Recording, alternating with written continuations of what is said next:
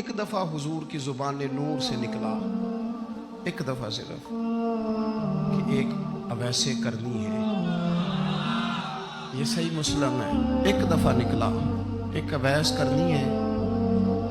کرن کی شاخ ہے مراد، اس شاخ سے تعلق رکھتے ہیں، باپ کا نام عامر ہے، اویس بن عامر کہلاتے ہیں، برس کے نشان تھے۔ یہ دیکھو یہ ساری نشانیاں حضور نے بتائی۔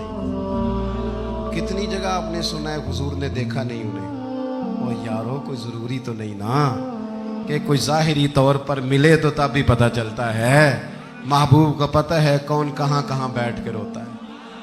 لب واں ہیں، آنکھیں بند ہیں، پھیلی ہیں جھولیاں، کتنی مزے کی بھیک تیرے پاک در کی، کتنی مزے کی بھیک ماہ مدینہ اپنی تجلی عطا کرے۔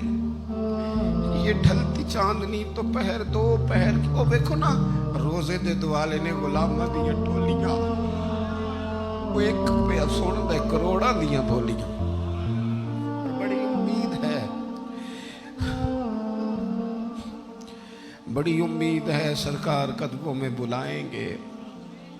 کرم کی جب نظر ہوگی مدینے ہم بھی جائیں گے، اور اگر جانا مدینے میں ہوا ہم غم کے ماروں کا تو مکینے گنبد خضرا کو حال دل سنائیں گے۔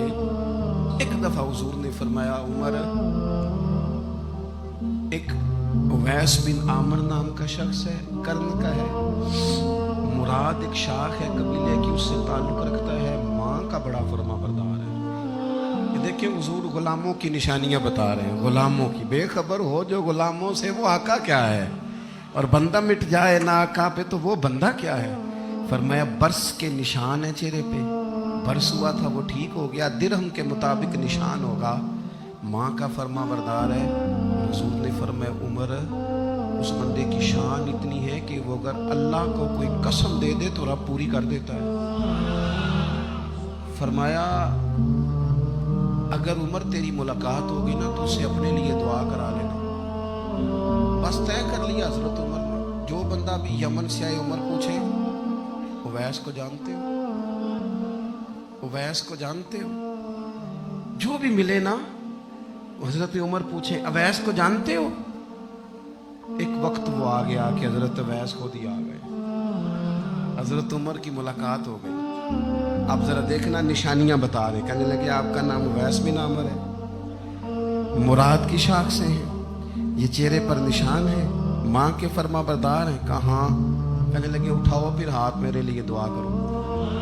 حضرت اویس بن عامر اویس کرنی رضی اللہ تعالیٰ عنہ کہنے لگے عمر میں آپ کے لیے دعا کروں؟ فرمایا کرو نا، اس لیے کہ مدینے والے حبیب نے کہا تھا دعا کرانا، حضور نے کرو نا دعا، ہم نے تو طے کر لی۔ ایک نقشہ محبوب نے بتایا تھا ایک دفعہ کہ وہاں سے آئے گا، ایک دفعہ وہ نقشہ بتایا تھا کہ وہ کرن کا یمن کا، ایک دفعہ کہا تھا وہ آئے گا، بس پھر میری عمر مدینے تے ٹپیاں دی تصویر بناؤندے ہی گزر گئی۔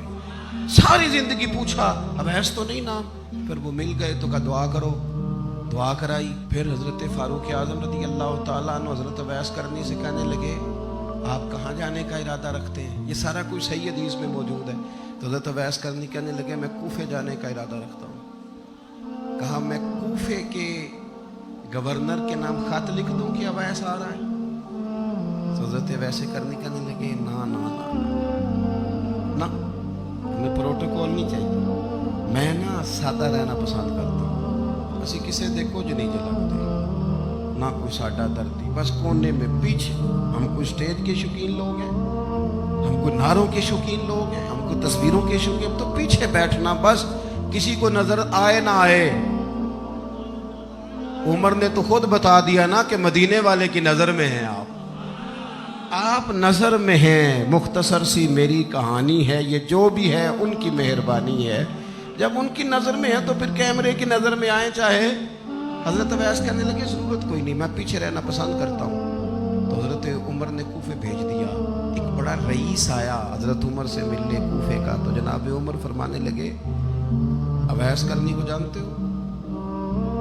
کہ حضور جانتا تو ہوں، اویس بن عامر کو جانتا تو ہوں، حضرت اویس بن عامر کو، لیکن وہ تو پیچھے پیچھے رہتے ہیں, گھر بھی ان کا سادہ, حالات بھی زیادہ وسعت والے نہیں. حضرت عمر کہنے لگے تمہیں بندے کی شان کا نہیں پتا.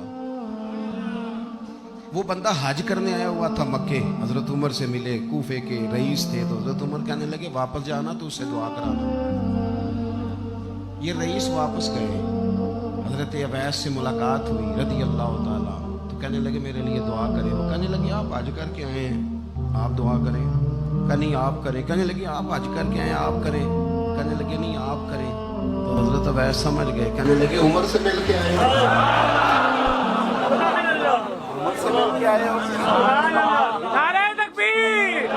دو ایک باتیں صرف حضرت عمر کی اور عرض کرنی ہے. دنیا جو ہوتی ہے نا, دنیا انسان کے پاس آئے کوئی حرج نہیں, لیکن اگر بندے کا دنیا سے عشق ہو جائے تو یہ بڑا خوفناک ہے. حضرت فاروق اعظم رضی اللہ تعالیٰ عنہ نے جب دیکھ لیا نا رب کی معرفت کا جلوہ, جب حضور کے انوار و تجلیات دیکھ لیے, جب رسول کائنات علیہ السلام کے حسن کے جلوے دیکھ لیے, تو پھر دوبارہ دنیا کی دولت پر ان کا دل کبھی نہیں آیا, کبھی نہیں آیا. سب سے بڑی بات یہ تھی کہ انہیں دنیا داری سے کوئی دلچسپی نہیں تھی. خطبہ دے رہے ہیں تو یہاں پہ مند لگے ہوئے, عید کی نماز پڑھنے حضرت عمر جا رہے ہیں, عید کی نماز پڑھنے تو پیروں میں جوتا کوئی نہیں. حضرت فاروق اعظم حج کرنے کے لیے تشریف لے گئے تو بادشاہوں کے پروٹوکول نہیں ہوتے. آج بھی حج کے موقع پر وی آئی پیز کے لیے علیحدہ بندوبست نہیں ہوتا, لیکن مشرق سے مغرب تک جس بندے کی حکومت ہے, صحابہ کہتے ہیں وہ ہمارے ساتھ گئے تو اپنے پاس ایک اضافی چادر اور لے گئے, رستے میں سفر کرتے تھے تو صرف کسی درخت کی ٹہنی پر ڈال کے چھاؤں کر لیتے تھے. کئی دفعہ زمین پہ کچھ بچھاتے تھے, کئی دفعہ کچھ بھی نہیں بچھاتے تھے, اس لیے کہ ادھر پھر توجہ ہوتی نہیں نا, توجہ ادھر ہو جاتی ہے, توجہ ادھر ہو جاتی ہے. اب میری نگاہوں میں جچتا ہے کیونکہ جیسے میرے محبوب ہیں ایسا. کیونکہ سیدنا سعد بن ابی وقاص رضی اللہ تعالیٰ عنہ کا چمکتا دمکتا فرمان مصنف ابن ابی شیبہ میں موجود ہے. حضرت سعد بن ابی وقاص رضی اللہ تعالیٰ عنہ فرمانے لگے عمر کوئی ہم سے پہلے نہیں اسلام لائے, لیکن درجہ زیادہ لے گئے. فرمانے لگے تمہیں پتہ ہے عمر درجہ کیسے زیادہ لے گئے؟ اس لیے کہ عمر کو دنیا داری میں کوئی رغبت ہی نہیں تھی. انہوں نے اپنا دل ہر طرف سے توڑ کے رب رسول کے ساتھ جوڑ لیا. کوئی دلچسپی نہیں تھی, کوئی معاملہ ہی نہیں تھا. ہم نا بہت زیادہ دنیا داری کرتے ہیں, ہر وقت مادہ پرستی کی باتیں کرتے ہیں, دولت اللہ ماشاءاللہ مذہبی لوگوں کو بھی اپنے گرویدہ کر لیتی ہے, ساتھ اپنے ملا لیتی ہے. دوسری بات حضرت فاروق اعظم میں جو بہت اہم تھی, بس میں بات ختم کر رہا ہوں, آپ توجہ کریں. فاروق اعظم رضی اللہ تعالیٰ عنہ نا اپنا احتساب بڑا کرتے ہیں. ہم نے ساری زندگی نکال دی ہے لوگوں کا احتساب کرنے, لوگوں کا حساب کیا, اپنا کبھی نہیں کیا. ہم نا اپنے تئی تو ہم یہ کہتے ہیں کہ مجھے تو یاد نہیں کبھی کسی نے کوئی زیادتی کی تھی ہو, میں تو بندہ ہی بڑا اچھا ہوں. وہ جی آپ کو پتہ ہی نہیں جی, بڑی اللہ کی کرم نوازی ہے جی, فلانی نیکی بھی میرے کھاتے, فلانی نیکی. بلکہ ہم جب لوگوں پر تبصرہ کرتے ہیں تو اس کا مطلب بھی یہ ہوتا ہے کہ دوسروں کی نفی کی جائے اور اپنا اس بات کیا جائے. حضرت فاروق